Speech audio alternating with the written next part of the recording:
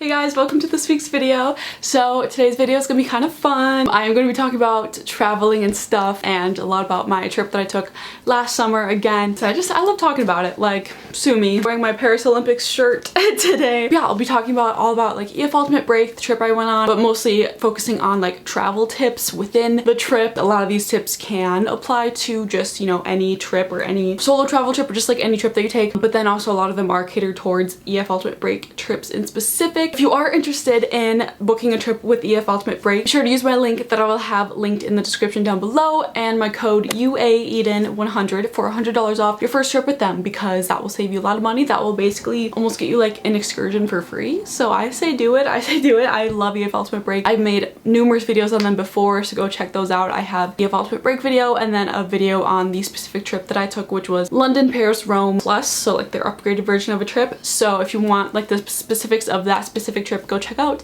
that video. But the tips that I'll be giving you today are just kind of general. I also am an ambassador with them. All these like opinions and tips are my own. I wouldn't be an ambassador with them if I didn't love the company and what they do. So let's just get into it. The first tip that I have is to order your passport well in advance. Obviously, you know, I feel like you go on the passport website and it's like order it like 6 to whatever months in advance, and I would say do it. I will say though, mine came in about a month, like less than a month, but don't bank on that happening to you. And I think I ordered mine the middle of December, like last day of finals for that semester, and then I got it like the day before my birthday, which was January 9th, and my trip wasn't until June, you know, that next year. So I definitely did it well in advance. Or if you already have a passport, check the expiration date, make sure it's not expiring before or especially during your trip. Or I know some countries do have the thing where it cannot expire within like what, 6 or 9 months of you visiting that country, so you may have to renew your passport, things like that. So just like check your passport qualifications and everything with your trip. Or if you need a visa, because some countries you need a travel visa, just all those like requirements. I feel like it's kind of an easy thing to like maybe slip out of your mind when you're just like so excited for your trip. That's like the #1 priority, because otherwise you can't get into the country. If you're going on an international flight, obviously you want to arrive at the airport 3 to 4 hours early. I will say I had a lot of downtime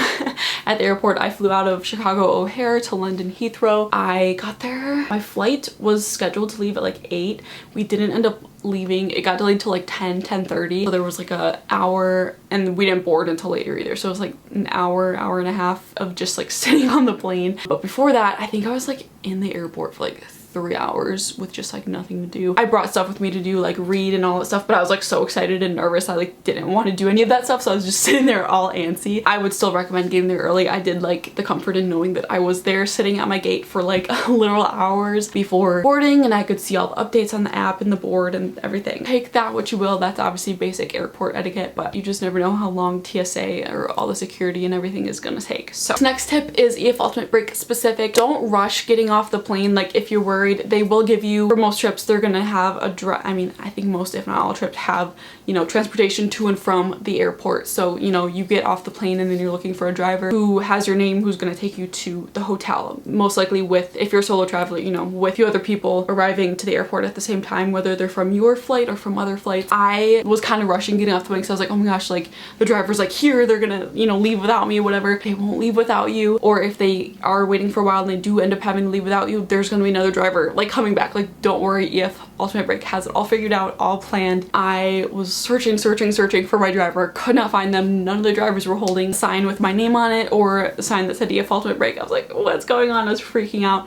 So I texted my tour guide and I was like, hey, like I don't see the driver here, like what do I do, blah blah blah. Long story short, I think he was just coming back from dropping off, you know, the previous group, so just, you know, the timing just didn't work out, line up perfectly. I was just getting antsy because I was like, oh, he's supposed to be here, like whatever. As an anxious person, I was like freaking out. Just chill, the driver will be there, and if they're not, you can shoot your tour guide a text, but just give it some time. It'll all come together. EF Ultimate Break will not just leave you behind at the airport. Along with that, like I said, my flight was delayed. Driver was still there. He knew that our flight got delayed. So I already just kind of talked about this, but you do have a direct contact with your tour guide. Mine was through WhatsApp. So like I said, I texted him directly being like, hey, driver's not here, like what do I do? I will say he didn't see it right away, and I don't think he responded until I was literally like with the driver or whatever. But basically he's like, it's fine, like he'll be there, don't worry, like very nice about it, whatever. I'm sure he got those texts like all day, stuff like that. So if you're ever worried about something like that, you know, you could get in contact with them. Obviously be nice and respectful and be like, hey, like I'm not seeing my driver, like do I have to wait longer? Am I in the right place? Like blah blah blah. It's just, yeah, a good resource, especially when you're first landing in a new country all by yourself. You don't know what's going on. You have your tour guide to look to, and you know, EF Ultimate Break and everything has your back. They'll figure everything out for you. You're also put in a group chat with your group members, so you can kind of shoot out text being like, hey guys, was anyone else like not finding their driver or something like that if you really want to or whatever. My next tip is to sleep on the plane as much and as best you can, because it is going to be an overnight flight. Like I said, my flight left at like 10:30 and probably landed in London at like, I don't even know, 11 a.m. ish. I don't even know. I can't even remember. I could probably check, whatever. It doesn't matter. All I know is we got there, you know, kind of late morning, early-ish afternoon. So it just makes sense to sleep as best you can. One thing I regret not doing is bringing melatonin. I totally just like did not think to bring melatonin. If you can and you do utilize melatonin at home, I highly recommend that. I just have trouble sleeping anywhere that's like, I even have trouble sleeping in my own bed. So I just have trouble sleeping in general, and that was just something I should have 1000% brought. That plus like caffeine, like mixed drink packets. I didn't really drink coffee much. Yeah. So if you're worried about falling asleep or having energy in the morning, just bring supplements and things that will help you with those things. I did sleep on the plane. Probably didn't sleep as much as I should have. This next tip is more EF Ultimate Break focused. That is to obviously plan things, do your research, find things that you want to do like 1000%. Like I cannot miss this. Most of the time it'll be related to things that other people in your group really want to do as well. So you can kind of plan things that way, go with other people, especially if you're a solo traveler, you know, plan things to do. One thing I did was I kind of went ahead and I was like, I planned like every second of every single day of like things I was gonna do, blah blah blah. I like probably didn't end up doing half of it. Other people in your group were like, oh, I want to do this, and you're like, oh wait, that sounds like really cool, and like I don't have to do this other thing. Like I'd rather spend time with my new friends and like go do this other cool thing, or like these other stores that I didn't know about or whatever. So just kind of be open to like, obviously if you are so determined to like do everything on your list and get everything done, that's fine. It's just, I really enjoyed just kind of going with the flow and being like, oh yeah, let's try out this restaurant, it looks good, or let's walk down over here, let's do this, blah blah blah type of thing. And also my tour guide was so gracious and planned like other little things for us to do a few nights. Yeah, so I had fun just kind of going with the flow like that. So that tip was kind of random, but hopefully that made sense. This next tip is kind of random, and like it's just something that I did. Was as soon as I got off the plane, I just, you know, and got my hotel room, I just showered right away because I just felt so gross. And most of the time your tour guide will have you guys go check in your rooms and then meet down in the lobby or whatever for like a little welcome meeting and like learning about the area around you, the city that you're in. So you'll want to be like fresh and clean for that, and then go to your welcome dinner after that. So I'd highly recommend just trying to shower as soon as you get to the hotel if possible, you know, with your roommate and stuff. It just helps you feel nice and fresh and clean and like ready to just start getting out into the city and exploring and like having a fresh start, I guess. And it might help you wake up as well if you're jet lagged or whatever. It definitely helped me in that way as well. Kind of touched on this already, but definitely just like follow what your tour guide does tell you at that welcome meeting. My tour guide, at least in my case, explained, you know, where to get to the tube stations, gives us, you know, the cards, the transportation cards and all the stuff. He kind of might give you a few tips and tricks to get around the city, and then he'll give you every night or he or she, they will give you every night a schedule for the next day. Just like where you need to be at what time. And number one thing he says is like, don't be late or we will leave without you, because, you know, you're kind of wasting everyone's time if you're late and the whole group has to wait for you, or obviously you have to be here at this certain time. Like, we cannot wait for you. So just make sure you have your alarm set. Again, this comes with getting a good night's sleep. For international trips where you have to, you know, switch your currency and everything, I will say don't stress about like trying to get too much cash out or trying to like exchange your cash before you even leave the US, because I was worried about that. I was like, I need to like go to my bank and like exchange currency, whatever, but it was gonna take like weeks, and it was like a week before I left or whatever. There's literally ATMs like as soon as you step off the plane. Maybe it's not the best conversion rate. I didn't think it was like too terrible. I can't even remember like what the rates were. Highly recommend doing like an ATM over a person at a counter, because that's gonna be a worse exchange rate. I noticed I messed up once and I had to like do it over the counter. It was a whole thing. You don't need that much. You'll need, you know, stuff. Maybe a few places might take cash only. Pretty much every place we went to, I will say, took card and like Apple Pay, like tap to pay, whatever. Obviously, and this will depend on which countries you're going to. Obviously, some countries might be much more like cash focused, unless you just don't want to be carrying around a bunch of cash on you as a tourist in general. So related to EF Ultimate Break, so every trip has, you know, a set itinerary of things included in the price of your trip, but then you can add on excursions, do like a special little day trip or a little afternoon thing. Like the London Eye was an extra cost. You get the London Eye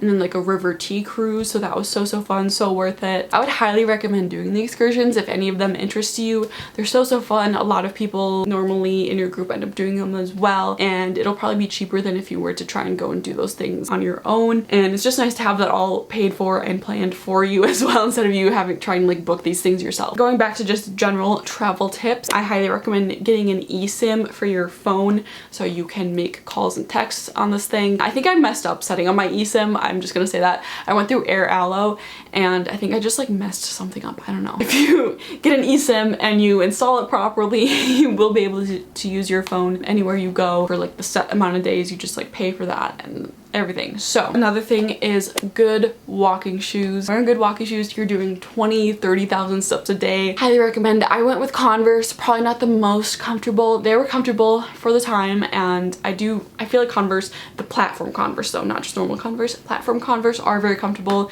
They have the extra cushion on them. They were comfortable. Like they didn't get my feet my feet blisters or anything. Go on TikTok, you can type in like good walking shoes or like good Europe summer shoes, like whatever. You can find some like cutesy ones that are also very comfortable. I also got a really nice pair of sandals that were like thick and cushiony. Those were so comfortable. I walked all day. I wore those for like probably 15-16 hours one day in Rome, and so good. Like my feet obviously hurt from walking, but like not from the shoes, if that makes sense. One thing I did related to safety was I gave like my parents and a few other relatives my flight number, flight information, so you can just like go on Google and type in a flight number and like track where it's at or whatever, like live track it, so they know exactly where you are, when you took off, when you're gonna land, when you land. I can see. I definitely liked other people like having that information and like being able to see like where I am and making sure I'm good and safe and everything, especially when you're coming back. If someone's picking you up, then they can live track it so they know exactly when to be at the airport and everything. As well as I gave my parents like the exact itinerary that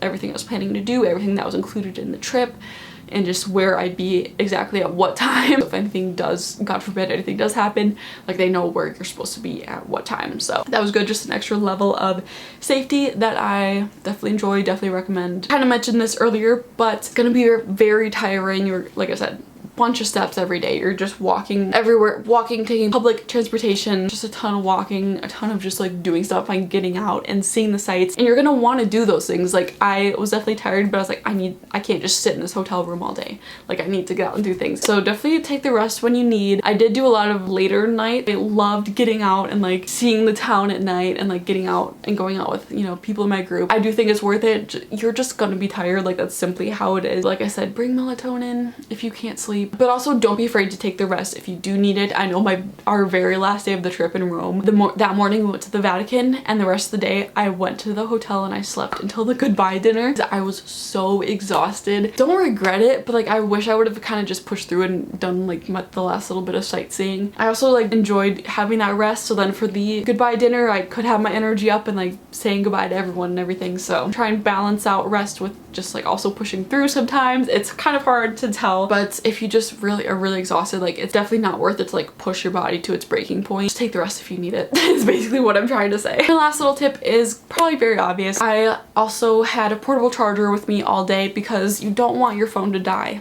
and when you're in a foreign country, sometimes by yourself. Most of the time I was with my group members, but like I just did not want my phone to be dead, just for communication purposes, especially with the rest of the group. And then I brought only one bag, like one purse that I kept very close to me. It's the Uniqlo like crescent one, so that I had the strap really short on me at all times. I had it like in the front with the zipper. I saw this trick where you have the zipper has like a loop on it. I stuck my thumb through that loop and held my purse like this with the zipper loop, you know, so even if you grabbed the zipper, like no one could open it, if that makes sense. Just like close to me at all times, just because pickpockets are very much a thing in Europe. Again, do research on the country that you're going to and seeing like what's the situation is there. And never leave your phone in your back pocket. I always had all of my belongings with me. If I was holding the zipper, I maybe hold my phone like this or had my phone in my bag. Just being conscious and paying attention to your surroundings, especially getting on and off public transportation. So that is my master list of travel tips that can apply to pretty much any trip that you take. I hope this was very helpful. I hope there were some things that maybe you haven't heard of before. And let me know if this was helpful, or if you have any other tips that you think everyone needs to know, leave those down below as well. Again, use my code UAEDEN100 for $100 off your first trip with EF Ultimate Break. Absolutely love them as a company. They have so many new trips that just came out as well. They have book talk related trips as well, which I'm looking at those, I'm like, oh, I might need to go on one of those. Like, they look so fun. Definitely check them out. And yeah, thank you guys so much for watching, and I'll see you next week.